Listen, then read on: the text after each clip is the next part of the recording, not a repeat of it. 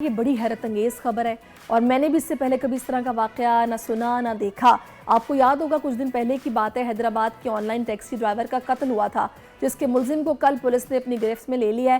یہ ملزم سمت کے مطابق آن لائن ٹیکسی ڈرائیور کا قتل صرف ایڈونچر کے لیے کیا۔ مطلب آپ اندازہ لگا سکتے ہیں کہ آپ یا تو کوئی گیم کھیل رہے تھے جس میں کہ آپ شوٹنگ کر رہے ہوتے ہیں، اور وہی فریم آف مائنڈ میں آپ جناب سوچتے ہوئے آپ نے ایک رائڈ بک کی، جیسے ہی ڈرائیور آپ کے گھر پر پہنچا آپ نے گولیوں کی بوچھاڑ کر کے اس کو قتل کر دیا۔ یہ ایڈونچر تھا۔ جی ناظرین، اسی سلسلے میں بات کرنے کے لیے کرمنالوجی ایکسپرٹ ڈاکٹر نائمہ سعید ہمارے ساتھ موجود ہیں۔ السلام علیکم جی، ویلکم ٹو دا شو۔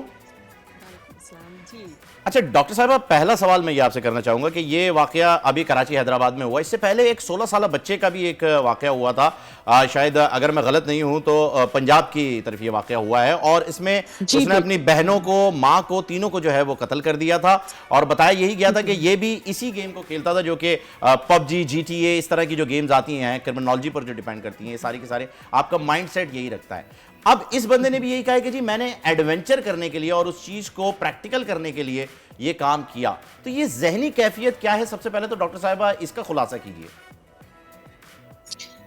دیکھیں، یہاں پہ اس واقعے کو لے کے اسپیسیفک چلا جائے، جب یہ واقعہ سامنے آیا تھا تو کافی مطلب یہ کہ ایسا لگ رہا تھا کہ یہ کوئی تھرل کے لیے جیسے کیا گیا ہے، کیونکہ اکثر ریمیکمنٹس وغیرہ ہوتے ہیں اور مختلف جو ہے وہ ڈراماٹائز کرتے ہیں موویز میں اور اس طرح سے، تو وہاں پہ ہمیں اس طرح کے واقعات ملتے ہیں۔ تو یہ بھی اس وقت ریزیمبلنس محسوس ہوئی تھی کہ کوئی اس طرح کا واقعہ ہو۔ یقیناً یہ آن لائن ٹیکسی میں تو یہی ہوتا ہے کہ جو کوئی آپ کو کال کرے تو وہیں پر جو ہے وہ ڈرائیور جاتے ہیں، تو یہ اس وقت بھی ایک شائبہ تھا اس چیز کا۔ لیکن بہرحال آج کل ٹیکنیکل بنیادوں پہ انویسٹیگیشن ہوتی ہے تو تمام چیزیں سامنے جلدی آ جاتی ہیں۔ اچھا، اب یہاں پر تفتیش، میں اس طرف نہیں جا رہی کہ تفتیش کو مزید آگے بڑھانا چاہیے کہ واقعی یہ ایسا ہی ہے کہ جیسا کہ ملزم بیان کر رہا ہے۔ ہم صرف اسپیسیفک یہاں پہ آتے ہیں، کیا گیمز کھیلنے سے، کیا دماغی حالت کیا اس طرح سے ہونے کا اندیشہ ہے کہ آپ اسی طرح سے ایکٹ کرنے لیں؟ تو بالکل ایسا ہے۔ یہ جو ملزم ہے اس کی یہ بھی کوئی بہت زیادہ ایج کا نہیں ہے، اور یہ تقریباً 12 سال کی عمر سے ان قسم کی یہ جو گیمز ہیں اس میں یہ انوالو ہے اور یہ دیکھتا آ رہا ہے، کھیلتا چلا آ رہا ہے۔ بالکل میں اگر حال ہی کی آپ کو اگزامپل دوں، سیما حیدر کی، پب جی کھیلتے کھیلتے جو ہے وہ بڑی ایڈونچرس طریقے سے جو ہے وہ 2 ملکوں کی سرحدیں پار کر کے ایک نیبرنگ کنٹری میں چلی گئیں، تو وہ بھی ایک ہمارے سامنے وہ بھی ایک ایڈونچر کی ایکسٹریم ہے، کیفیت ہے۔ ٹھیک ہے، ایک ایسی خاتون جو تعلیم یافتہ نہیں تھی اور ایک 4 بچے اس کے ساتھ تھے، اور اس نے جو ہے وہ اس طرح سے کئی بارڈر کراس کر لیے۔ تو بالکل ایسا ہو سکتا ہے، کیونکہ یہ ایک ایڈکشن ہے۔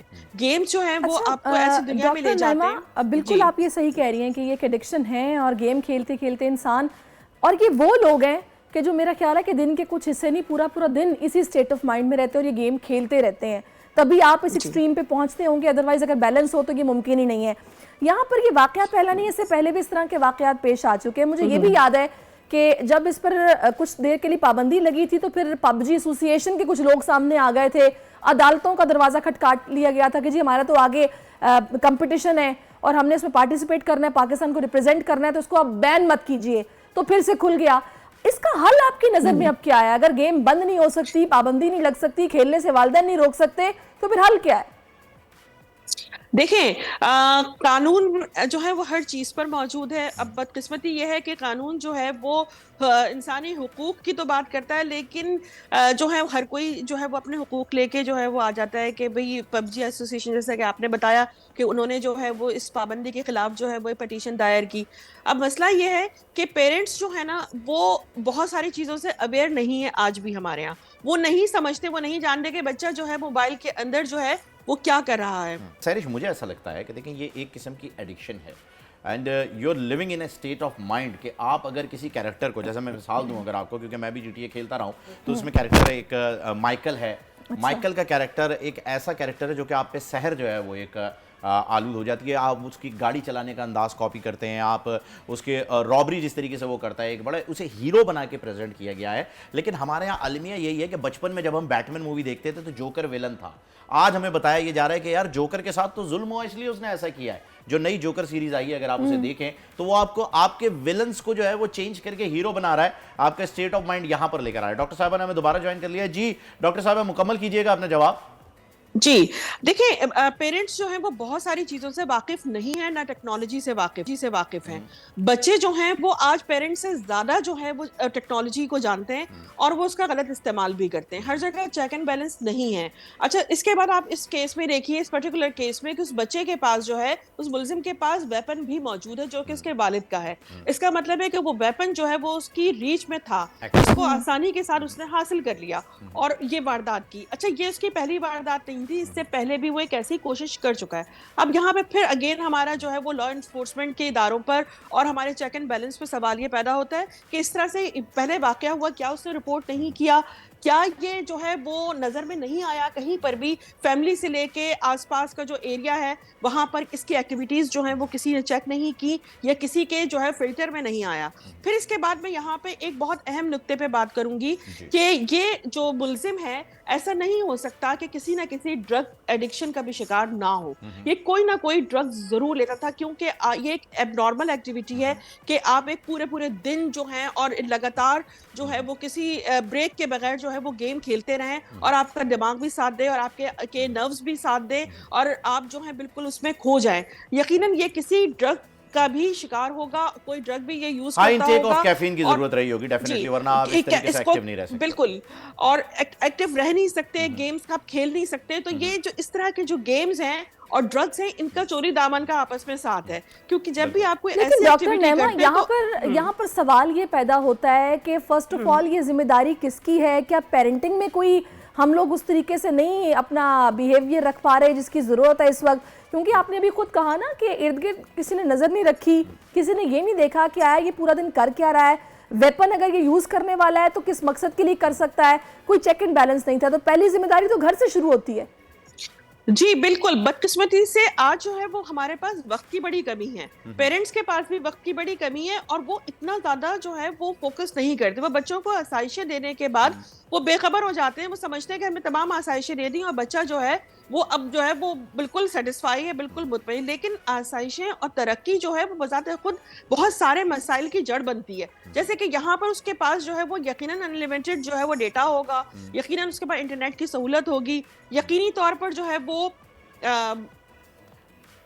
प्ले स्टेशन होगा, सारी इक्विपमेंट्स होंगे उसके पास, डेफिनेटली तमाम उसके पास चीजें होंगी, उसके पास जो है वो इनफ फंड्स होंगे, उसके पास पॉकेट मनी होगी, उसके पास रिसोर्सेज होंगे। यकीनी तौर पे अगर उसे कोई फिक्र होती, कोई परेशानी होती तो वो गेम्स में इस तरह से जो है वो जाहिर सी बात है, इस तरह का इंसान जो है वो इतने फ्री ऑफ माइंड में नहीं होता कि वो एडवेंचर करने निकल जाए और किसी को मार दे, क्योंकि फिर उसने पूरा एक प्लान किया और उसके और ये तमाम जो है हम देखते हैं नेटफ्लिक्स वगैरह पे और मुख्तलिफ मूवीज में इस तरह के आपको बहुत सारी स्टोरीज नजर आएंगी। बिल्कुल ऐसा ही है। लेकिन उसको आप तारी कर लेना।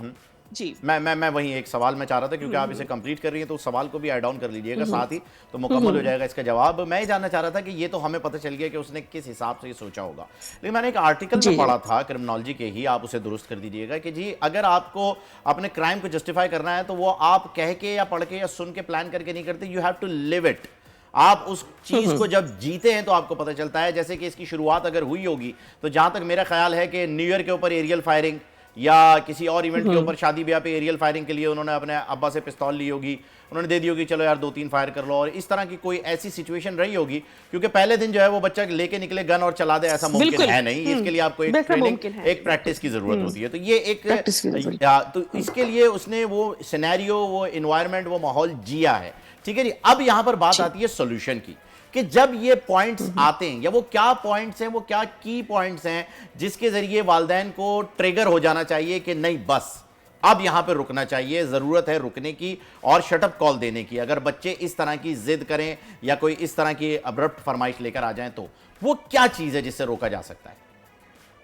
देखिए बिल्कुल आपने दुरुस्त फरमाया कि ये कोई इसका पहला फायर इसने नहीं किया कि उस फायर के होते ही जो है ये वाकया हो गया। यकीनी तौर पे फैसिलिटेट इसे किया गया होगा। पेरेंट्स अपनी मोहब्बत में बच्चों के लिए जो है वो हर चीज पेश कर देते हैं। हमारे यहाँ ये कि हम तमाम आसाइशें देकर जो समझते हैं कि हमने अपने फराइज पूरे कर दिए, लेकिन फराइज जो हैं आसाइशें दे के ही पूरे नहीं होते, बल्कि उन आसाइशों पे कंट्रोल करके भी जो है फराइज पूरे मुकम्मल होते हैं। कि आपने उन पर चेक एंड बैलेंस किस तरह से रखा है। पेरेंट्स को वक्त देना होगा, سب سے پہلے بات گھر سے شروع ہوتی ہے کہ پیرنٹس کو اپنی مصروفیات، اپنی دلچسپیوں، اپنے مشاغل میں سے اپنے بچوں کے لیے ایک انف ٹائم نکالنا ہوگا کہ وہ ان کو ٹائم دے، ان کی حرکات و سکنات پر جو ہے وہ نظر رکھے. صحیح. اس کے لیے ان کو بھی دقت ہوگی. پھر اس کے بعد آتا ہے کہ آپ کی اسٹیٹ، آپ کی ریاست کیا کر رہی ہے کہ ہمارے یہاں اسلحے کے لائسنس جو ہیں وہ تعلقات کی بنیاد پہ، سیاسی اثر رسوخ کی بنیاد پر بڑے آرام سے بن جاتے ہیں. اور پیسے کی تو میں بات ہی نہیں کر رہی کہ کتنا پیسہ انوالو ہوتا ہے. تو سب سے پہلے تو یہ ہے کہ جو اسلحہ رکھے اس کے پاس وہ اتنا کیپیبل، اتنا ذمہ دار بھی ہو کہ وہ اس کو رکھنے کا اہل ہو. پھر اس کے بعد جو ہے کہ آپ اسلحہ اگر گھر میں رکھتے بھی ہیں اپنی حفاظت اور سیفٹی کے لیے تو وہ بچوں کی بالکل وہ ایسی جگہ پر ہونا چاہیے کہ جہاں پر بچوں کی پہنچ سے باہر ہو، یہاں پر ایسے افراد جو کہ مینٹلی کچھ سٹیبل دکھائی نہیں دے رہے ان کی ایٹ لیسٹ نہ ہو. بہت شکریہ آپ کا ڈاکٹر نعیمہ، آپ نے اپنا قیمتی وقت ہمیں دیا اور آپ نے اس حوالے سے ہماری رہنمائی کی کہ سب سے پہلی ذمہ داری پیرنٹس کی ہے اور اس کے بعد ریاست کی ہے اور انڈیویجولی سب کا کردار ہے اس ساری صورتحال میں. سبسکرائب کریں اور بیل دبائیں تاکہ کوئی خبر رہ نہ جائے.